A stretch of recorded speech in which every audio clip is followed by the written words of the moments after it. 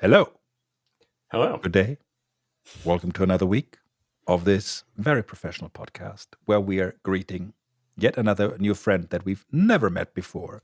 So, was it Joey, right? Would you like Yes. to introduce yourself for us and all the others that have never met you before and have no idea who you are? Yeah. Hi, everyone. I'm Joey D'Antoni. I'm principal cloud architect at DesignMind currently. I've been a Microsoft Data Platform MVP since like 2013 or 2014. I've lost count. I've been a VMware vExpert since 2016, and I probably will be until Broadcom kills the program. I like bikes, cars, race cars, food, wine, and data. Perfect. This is perfect for the show. Specifically in that order, or There is no sort order from a database unless you specify an order by, and I did not. very good. Well, I'm doing order by descent in that case because our first question is, and you said data last, our first question is always, what is your favorite data thing? And since you told me that you are old without telling us that you're old, but just giving away how long you've been an MVP for, you may have seen a data thing or two. So what's your favorite? It always alternates what my favorite data thing is, but this week it's going to be SQL Server or anything that runs SQL Server.exe. The project I'm currently on uses Postgres, and man, it makes me appreciate all the nice things that a commercial database like SQL Server has. I even submitted a 20-minute bid session this year on why SQL Server is worth it. Because it's not that Postgres is terrible. It's just SQL Server is really nice, and Postgres is like some shoes you bought at Payless. Oh, I also like shoes. Perfect. And not random at all. We appreciate that. So what you're saying is there should be a sticker says SQL Server because it sucks less than Postgres? That would be one way of phrasing that. Yes. Also, I'm very surprised that that is not the actual title of the session that you submitted because it would be very much on brand.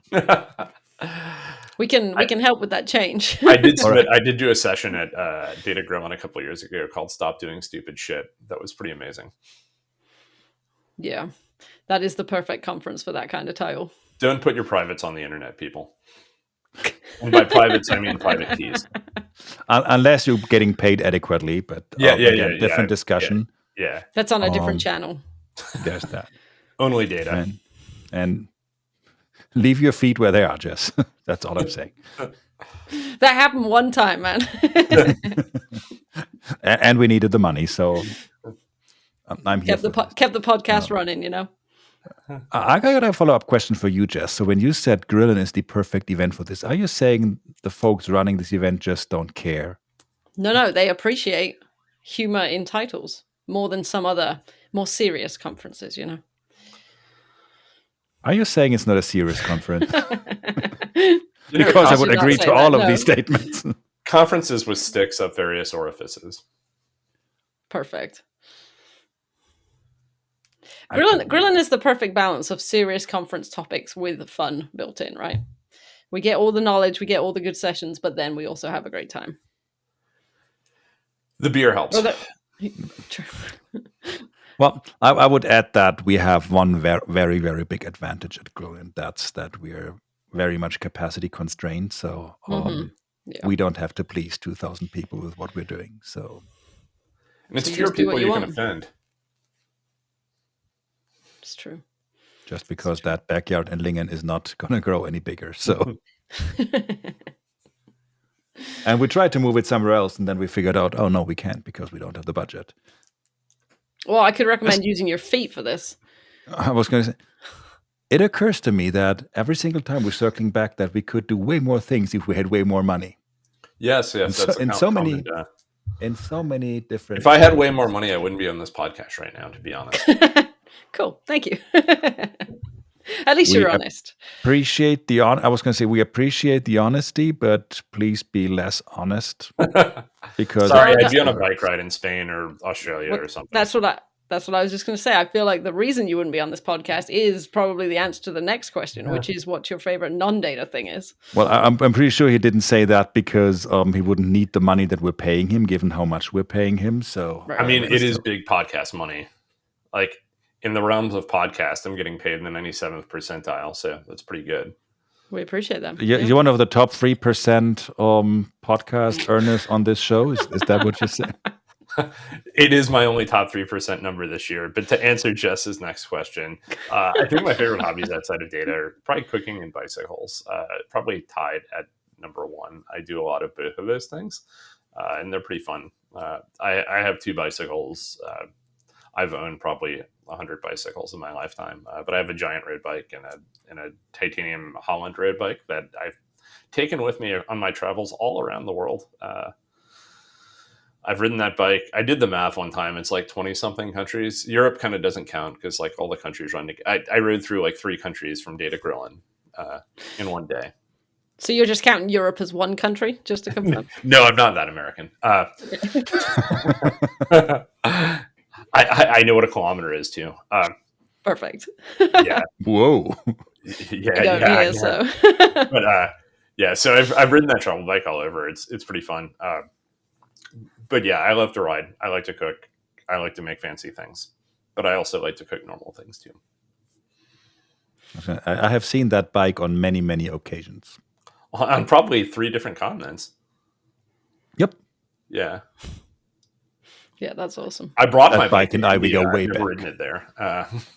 The reason was Singapore is a pretty nice place to ride. India and less so. And I rode, and the trip went from India to Singapore, where I saw Ben, who flew home between those 2 trips, which was kind of impressive. His flight home was a little bit shorter than mine. There's a difference. If it's a 6-hour flight, you might still argue 6 hours is a lot, but I mean, there was also more than a week between these events. Yeah. If it had been, as in your case, probably more like 14, 15 hours of travel. It's 20 hours to get to, like, in the air is 14, but like, I remember I'm in Philly, so I have to, well, you're in Nuremberg, so you're having to connect in Munich or Frankfurt. Yeah, I have to connect, and usually it's I usually take the Finding Data Friends private jet, so it takes me straight through where I need to be. That explains my podcast payment. Yeah, you're not in the top 1% where you get the jet yet, you know. That money has been reallocated to get Mr. Ben where he needs to be. Yeah. So how is that private jet on United this year? Well, it feels more like a family-style private jet. You just upgraded. It's a lot bigger, a lot more seats, huh? More space, yeah. Yeah, and a lot more people. But anyways, rabbit hole, we're digressing. But since you took that bike on so many continents and so many countries, I mean, biking, it makes you hungry. Yes. And since that bike has been at so many places, you saw a lot of different foods. Which one was the best? Also, knowing that I'm not gonna call you knowing that you're a foodie. There, I said it. Yeah, I've been to a lot of nice restaurants. If I had to pick my dream meal, it would be perfectly roasted, as they say in France, pigeon or squab, with a glass of very good vintage Bordeaux. Interesting. I don't think we've had pigeon as someone's favorite food yet. Nope. And I had no idea what the answer would be, but I was 100% sure Joey would not come up with something that we had before, and it would be something very specific. Yeah, it would either be that or duck. But yeah, those are my 2 favorites. Poultry that you don't have to cook all the way. So I'm kind of breaking our own rules here, but what would be your favorite comfort food? Ooh, that's a good one. I know. I think just like anything soft and braised with polenta. Like we made this really excellent chili over the weekend that was just braised chuck roast. And just to throw back to where I'm originally from, New Orleans, I would also add boiled crawfish or crabs into that comfort food because those things are also very good. Nothing wrong with crawfish. Except they're hard to get in Pennsylvania. That's the one thing that's wrong with them. There's that. Are they fresh water? Could you have you need like a pond or something? They're like brackish water. So you need something that's like close to salt water. And like it's not exactly something they get from the swamps, but they get from like the creeks that run off the swamps, which run off the salt water. Okay. Interesting. Not easy to replicate that environment. Yeah, China is a big source of crawfish, and like somehow they get them in the Nordic. I don't know exactly how that works. I just know like IKEA has a thing here because IKEA's U.S. headquarters in Philadelphia, and they have a thing where they like have a crawfish boil every summer. Crawfish köttbullar. Is that a thing? Yeah. You have to bring your own hex keys though. Key pro tip: use really good bike tools to assemble IKEA furniture. You'll be much happier. Yeah, I would agree. Throw away the ones they send in the box straight away. Yeah, they just round bolts. That's all they do. Which is fine if you're building one very small thing, but if you're building like Yes. a wall of furniture, yes. Mm-hmm. Or taking want the things proper- apart to move house. Oh wow, you're not supposed to do that. Those bolts are rated for tightening like one time. Well, they've survived. So far, so good. If this wardrobe just falls on me, that's what's happened. Let me just add one item to the checklist. Yeah, Bolts are especially tightened. I'm in a room full of like IKEA stuff right now too, so I understand. Yeah, it's good. It's good, reasonably priced stuff for sure. When we moved from the States, we didn't own any furniture, and there's an IKEA like 20 minutes from here, so we just went and loaded up my dad's car with as much that would fit in, and then brought it back here. Yeah, for sure. And they have changed a lot of, not very, but they changed a lot, like 10, 15, maybe even 20. Because it used to be super cheap, but not stuff that would last, and that has changed. So Yeah, it is still not high-end furniture, obviously. but the Yeah, quality of has course. gone up. Mhm. It's not as cheap as it used to be. So you can easily spend a couple of thousands if you're building like a proper wardrobe or anything. Yeah, Mhm. But getting that from like a high-end thing would probably be the good 5 digits. So you're still not a saving money. terrible place Plus- for kitchen equipment and flatware too. Like they have stylish plates. They're not the highest quality, but you know, if you want something that's stylish and looks nice, they have some nice stuff. Agreed. Yeah, totally. Plus, it's usually available immediately because that's the other thing. Like, Yeah, well, we just moved into this home and there is zero furniture. You don't want to wait for another 4 months for it to get delivered. So Yeah. Yeah, we had a couple of their chairs for the 4 months we waited for our sofa. So Pro tip on the chairs though, because we have IKEA chairs. Back to the bike tools thing. You want to tighten them up every like 6 months or so because they adding they it to the checklist. or probably use some Loctite on the bolts. That might be another blue Loctite would be a good solution there. So now we have a maintenance list for our bike and a maintenance list for our IKEA furniture. Well, I mean, you can use the blue Loctite on both your bike and the IKEA furniture. So hey, That's what I figured.